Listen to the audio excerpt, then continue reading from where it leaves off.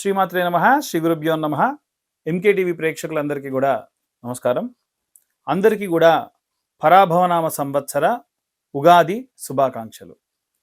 ఇప్పుడు ద్వాదశ రాశుల వారందరికీ కూడా ఈ యొక్క ఉగాది నూతన సంవత్సరంలో ఎలా ఉండబోతుంది అనేటువంటి విషయాన్ని తెలుసుకుందాం.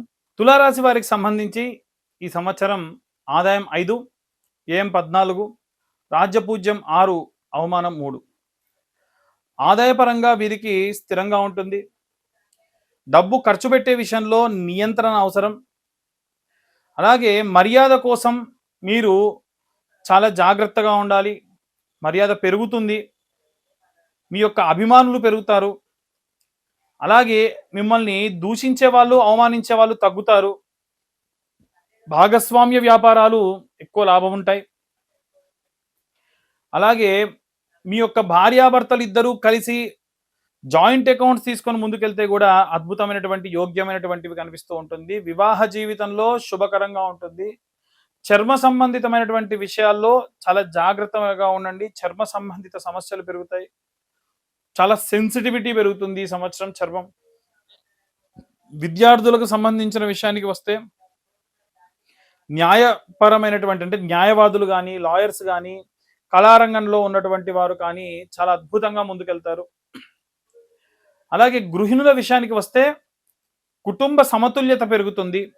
కుటుంబంలో ఉన్న వారందరూ కూడా బాగుండేట్టుగా ఎవరికి ఎక్కడ ఇబ్బంది వచ్చినా ముందెళ్ళిపోయి వారికి అండదండగా ఉండి ఎంతవరకు మీ యొక్క అవసరం ఉంటుందో అంతవరకు మీ పని పూర్తి చేసుకొని అలా మళ్ళీ చక్కగా వెనక్కి వచ్చేస్తారు. చేతి వృత్తులు చేసేటువంటి వాళ్ళు భాగస్వామ్యమైనటువంటి వ్యాపారాల్లో లాభం ఎక్కువగా, పార్ట్నర్షిప్ వ్యాపారాలు బాగుంటాయి. రాజకీయ పరమైనటువంటి విషయాల్లో చూసుకుంటే ఏదైనా సరే ఒక అగ్రిమెంట్తో కూడినటువంటి రాజకీయ పరమైనటువంటి విషయాల్లో విజయం సాధిస్తారు.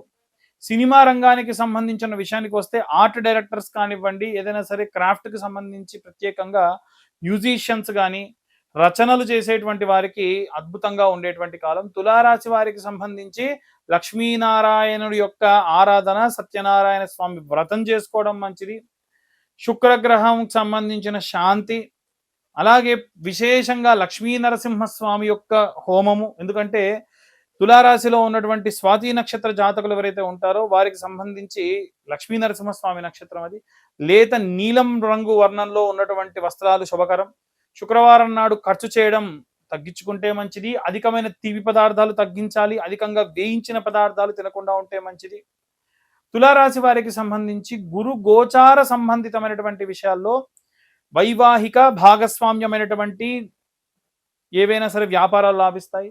శని సంచారంచే శ్రమ అధికమవుతుంది. అలాగే రాహు ప్రభావంచే ధన వ్యయం అవుతుంది. న్యాయపరమైనటువంటి విషయాల్లో చాలా జాగ్రత్త అవసరం. శని గ్రహానికి సంబంధించి ఒత్తిడి ఎక్కువైనప్పటికీ 6వ స్థానంలో సంచారం చేయడం వల్ల 3, 6, 11 స్థానాల్లో శని అద్భుతమైన రిజల్ట్స్ ఇస్తాడు. పంచమ స్థానంలో ఉన్నటువంటి రాహు మటుకు కుటుంబ సభ్యులతో కాస్త వేరైపోయే అవకాశం కనిపిస్తూ ఉంటుంది. చాలా తక్కువగా మీరు మీ యొక్క కుటుంబ సభ్యులని కానీ, బంధువుల్ని కానీ, ఫ్రెండ్స్ని కానీ కలవడం జరుగుతుంది. మిమ్మల్ని ఒక రకమైనటువంటి ఒక సెక్టార్లో పెట్టడం, అంటే సాధారణంగా మీతో మాట్లాడే వ్యక్తులు కూడా కాస్త మాట్లాడడం తగ్గించడం ఇలాంటివి జరగవచ్చు. కాబట్టి జాగ్రత్తగా ఉండండి. మీరు ఏవైనా సరే నిర్ణయాలు తీసుకునేటప్పుడు ఆలోచించి నిర్ణయాలు తీసుకోండి. ఎక్కడికైనా సరే అకారణంగా ప్రయాణం మంచిది కాదు. అకాలంలో భోజనం మంచిది కాదు. అలాగే ఈ సంవత్సరంలో ప్రత్యేకంగా వెన్నుపూసకు సంబంధించి, నరాలకు సంబంధించి, బోన్స్కి సంబంధించి చాలా జాగ్రత్త వహిస్తే మంచిది. వంశపారంపర్యంగా వచ్చేటువంటి వ్యాధులు ఏమైనా సంక్రమించే అవకాశం ఉంది. షుగర్ కానీ, బీపీలు కానీ ఇలాంటివన్నీ కూడా ఈ సంవత్సరం విస్తరించే అవకాశం ఉంది కుటుంబంలో. అది కూడా ముఖ్యంగా ఈ తులారాశి వారికి సంబంధించి. ప్రత్యేకమైనటువంటి నిర్ణయాలు తీసుకునేటప్పుడు ఆలోచించి నిర్ణయం తీసుకోండి. పెద్దల యొక్క సలహా తీసుకోండి. తొందరపడి వస్తువులు కానీ, తొందరపడి భూములు కానీ, తొందరపాటుతో ఏవైనా అమ్మడం కానీ, కొనడం కానీ చేయకండి. ఎందుకంటే భూమి తొందరగా అమ్ముడుపోదు. అంత సులువుగా అమ్ముడుపోయిందన్నా కానీ ఆలోచించాలి.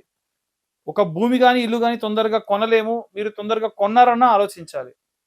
కాబట్టి యోగం ఉంది కాబట్టి వచ్చింది అంటే తప్పు. లోపం ఉంటే కూడా రావచ్చు. కాబట్టి ఆలోచించుకొని మీరు ఈ ప్రకారంగా ముందుకెళ్ళండి. ఇప్పటి వరకు మనం స్పృశించిన విషయాలు ఏవైతే ఉన్నాయో అవన్నీ కూడా గోచార రీత్యా చెప్పే విషయాలు మాత్రమే. మీరు జాతకం డీటెయిల్డ్‌గా కావాలనుకుంటే మీ పేరు, మీ date of birth, time, place కింద ఉన్న నంబర్‌కి వాట్సాప్ చేయండి. డీటెయిల్డ్‌గా 60, 70 పేజీల్లో జాతకం మీకు అందించడం జరుగుతుంది.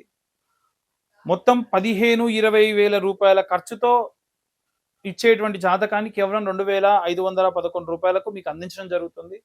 అలాగే ఉగాది రోజున ప్రత్యేకంగా ఏ నియమ నిబంధనలు పాటించాలి, ప్రత్యేకంగా ఉగాది రోజున మనము ఎలాంటి నియమ నిబంధనలు పాటించడంతో పాటు ఉగాది అంటే ఏమిటి అనేటువంటి విషయాన్ని ఇప్పుడు మనం తెలుసుకుందాం. ఉగాది అంటే యుగమునకు ఆది అని అంటారు. పూర్వము సోమకుడు అనేటువంటి రాక్షసుడు వేదాలన్నింటినీ కూడా తస్కరించి సముద్ర గర్భంలోకి చేరినప్పుడు మత్స్యావతార రూపంలో స్వామివారు ఆ సోమకుడిని సంహరించి ఆ వేదాలన్నీ తీసుకొచ్చి బ్రహ్మదేవుడికి ఇచ్చినటువంటి రోజు ఈ ఉగాది అనేటువంటి రోజు. అందుకనే బ్రహ్మ అప్పుడు మన యొక్క సృష్టిని సృష్టించేప్పుడు సారస్వత మన్వంతరము, అలాగే అంటే సరస్వతీదేవి యొక్క సహాయంతోని స్వామివారు ఈ యొక్క భూమండలం అంతటినీ కూడా సృష్టించారు అనేటువంటిది అందులో చెప్పడం జరుగుతుంది. అలాగే అలా సృష్టించి శాలివాహనుడు అనేటువంటి రాజుకి పట్టాభిషేకం చేసి అలా పరిపాలన సాగించమని చెప్పారు. అందుకే శాలివాహన శకే అని కూడా మనం చదువుతూ ఉంటాం సంకల్పాలలో. అలా విశేషంగా ఈ యుగమునకు ఆదిగా మొదలైనటువంటి రోజు కాబట్టి ఉగాది అని పిలుస్తారు. మరి ఉగాది రోజున ఏం చేయాలి అని అంటే, మనందరం పుట్టింది ఆ రోజే కదా, సృష్టి మొదలైంది ఆ రోజు. మనందరికీ సంబంధించి పంచభూతాలు, భూమండలము, వృక్షాలు, పశుపక్షాదులు, ఆఖరికి మనము, మన యొక్క పునాది అనేటువంటి మొదలైంది ఆ రోజు కాబట్టి మనం పుట్టినరోజు ఆ రోజు. మరి మనం పుట్టినరోజు ఏం చేస్తాము? అభ్యంగన స్నానము అంటే శరీరం అంతా కూడా నూనె రాసుకొని, తలకు నూనె పెట్టుకొని, కుంకుడుకాయలతోని తలస్నానం ఆచరించి, విశేషంగా తల్లిదండ్రుల యొక్క నమస్కారం చేసుకొని, కొత్త బట్టలు కట్టుకొని, ఈ ప్రకృతి నుంచి వెలువడ్డటువంటి మొట్టమొదటి 6 రుచులు, షడ్రుచులు అంటారు. కారము, ఉప్పు, తీపి, చేదు, వగరు, పులుపు, ఇవన్నీ కూడా వీటన్నిటినీ కూడా మనం ఆస్వాదించి మన జీవితంలో కూడా ఇవన్నీ కూడా కారణంగా మనం ముందుకెళ్ళాలి అనేటువంటి భావనతో ఉండాలి అనేటువంటిదే ఉగాది. కాబట్టి ఉగాది రోజున దేవుడికి నైవేద్యంగా ఉగాది పచ్చడి నైవేద్యంగా పెట్టి ఈ పదార్థాన్ని స్వీకరించి రాజదర్శనం చేసేవాళ్ళు పూర్వం. అంటే రాజుయే మనకు పరిపాలించేటువంటి వాడు, భగవంతుడే రాజు రూపంలో ఉంటాడు కాబట్టి రాజదర్శనం చేసి రాజుకి ఏదో కానుక ఇచ్చేవాళ్ళు.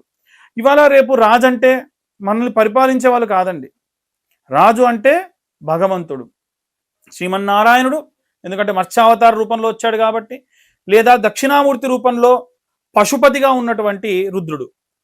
వారి ఇరువురి యొక్క దేవాలయాలకు వెళ్ళి, వీలైతే వెంకటేశ్వర స్వామి ఆలయానికి కానీ, రామాలయానికి కానీ, శివాలయానికి కానీ వెళ్ళి స్వామివారిని నమస్కరించి మీరు స్వామివారికి ఏదైనా కానుక ఇవ్వాలి.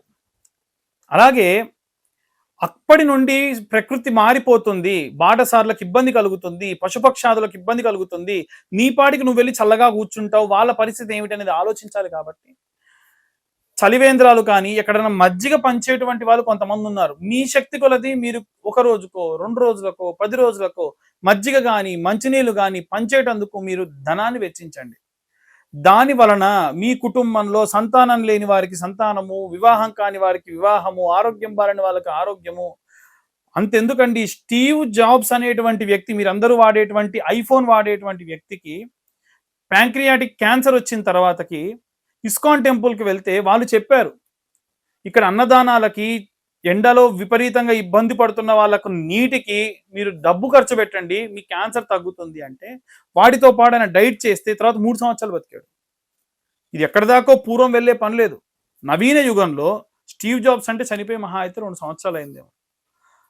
ఆయన జీవితంలోనే మనం చూసాం. కాబట్టి మన హైందవ ధర్మం ఏం చెప్పినా మనల్ని, మన ఉనికిని ఇంకొక మెట్టు పైకి ఎదిగేట్టుగా చేసేటువంటిది. కాబట్టి విశేషంగా ఈ యొక్క నియమ నిబంధనలు పాటించండి. అందరూ కూడా ఉగాది రోజున వీలైనంత వరకు కూడా నియమ నిబంధనలు పాటించి తల్లిదండ్రుల్ని గౌరవించండి, సమాజాన్ని గౌరవించండి, భగవంతుడి యొక్క ధర్మాన్ని కాపాడండి. అందరూ బాగుండాలి, అందులో మనం ఉండాలి అని కోరుకోండి. సర్వే జన సుఖినో భవంతు.